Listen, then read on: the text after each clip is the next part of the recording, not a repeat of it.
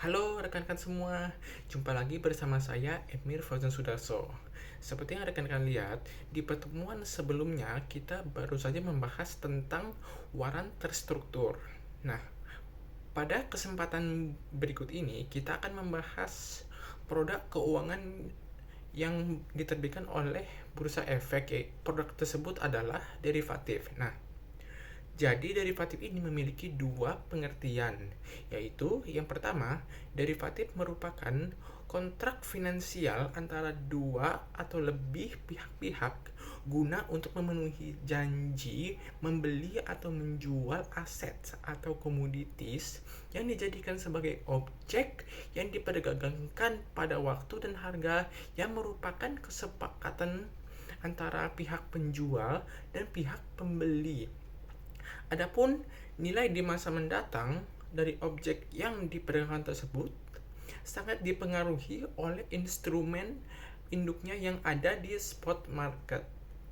Nah, yang kedua, derivatif ini merupakan kontrak persetujuan atau perjanjian yang nilai atau peluang keuntungannya terkait dengan kinerja aset lain. Nah, aset lain ini disebut sebagai underlying asset. Efek derivatif merupakan efek turunan dari efek utama baik yang bersifat penyertaan maupun utang.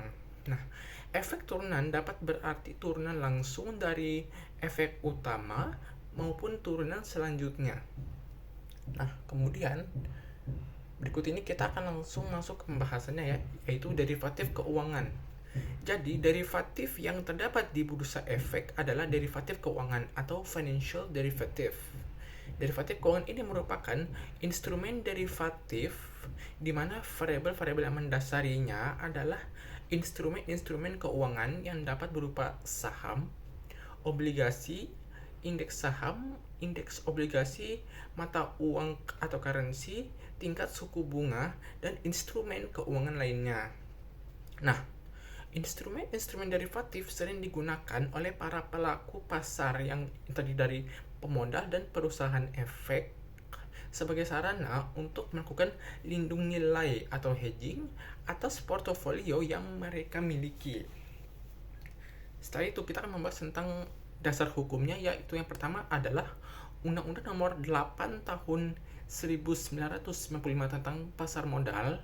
Nah, dua, Peraturan Pemerintah Nomor 45 Tahun 1995 tentang penyelenggaraan kegiatan di bidang pasar modal.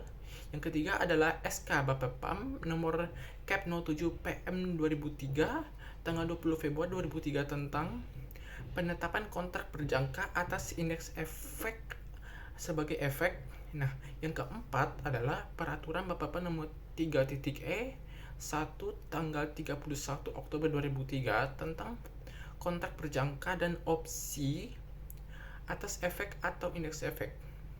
Nah, yang kelima adalah SE Ketua Bapepam nomor SS-01 PM 2002 tanggal 25 Februari 2002 tentang kontrak berjangka indeks efek dalam pelaporan MKBD perusahaan efek. Yang terakhir, yang keenam adalah persetujuan tertulis Bapepam nomor S-356 PM 2004 tanggal 18 Februari 2004 tentang perihal persetujuan KBYLN yang terdiri dari DJIA dan DJ Japan Titans 100. Nah, kita akan masuk ke poin dari penjelasannya, yaitu indeks LQ45 futures yang merupakan poin utama kita pada kesempatan kali ini. Nah, jadi kontrak berjangka atau futures adalah kontrak untuk membeli atau menjual suatu underlying, dapat berupa indeks saham, obligasi, dan lainnya. Nah, di masa mendatang, kontrak indeks merupakan kontrak berjangka yang menggunakan underlying berupa indeks saham. Nah, IDX EQ45 Futures merupakan suatu perjanjian yang mewajibkan para pihak untuk membeli atau menjual sejumlah underlying pada harga dan dalam waktu tertentu di masa yang akan datang.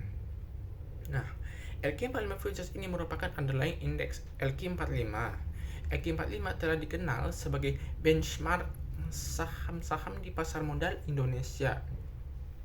Di tengah perkembangannya yang cepat di pasar modal Indonesia, indeks YQ45 dapat menjadi alat yang cukup efektif dalam rangka melakukan tracking secara keseluruhan di pasar saham Indonesia. Berikut ini merupakan spesifikasi dari IDX YQ45 Futures, tapi di sini kita tidak akan menemukan semuanya ya. Yang pertama adalah kriteria yang pertama adalah underlying, itu merujuk kepada indeks YQ45. Yang kedua adalah multiplier, merujuk kepada spesifikasi Rp500.000 per poin indeks. Yang ketiga adalah tick size, yaitu spesifikasinya adalah 0,05 poin indeks. Yang keempat adalah periode kontrak, spesifikasinya adalah 1 bulan, 2 bulan, dan 3 bulan. Yang kelima adalah minimum initial margin, yaitu 4% dikali poin indeks, dikali jumlah kontrak, dan dikali dengan multiplier. Yang terakhir, yang keenam adalah auto rejection, yaitu spesifikasinya adalah 10%. Oke. Kemudian manfaat dari IDX YQ45 Futures ada 4, yaitu yang pertama adalah hedging, leverage, short term profit, dan diversifikasi. Hedging ini terdiri dari instrumen lindung nilai atas kerugian pada portofolio saham akibat penurunan nilai portofolio. Nah, yang kedua adalah long spot atau portofolio, yaitu short IDX YQ45 Futures. Nah, yang kedua adalah leverage, meliputi mendapatkan imbal hasil lebih tinggi dengan modal yang relatif sama atau relatif kecil atau lebih kecil. Yang kemudian ada leverage-nya, yaitu 1:25. Yang ketiga adalah short term profit yang terdiri dari prediksi bullish, long index YQ45 Futures, dan prediksi bearish, short IDX YQ45 Futures. Yang keempat adalah diversifikasi yang terdiri dari alternatif investasi, dan IDX YQ45 merupakan gabungan 45 saham terliquid yang diperdagangkan di Bursa Efek Indonesia. Mungkin itu saja yang bisa saya sampaikan di dalam video pada kesempatan kali ini. Semoga bermanfaat untuk kita semua ya.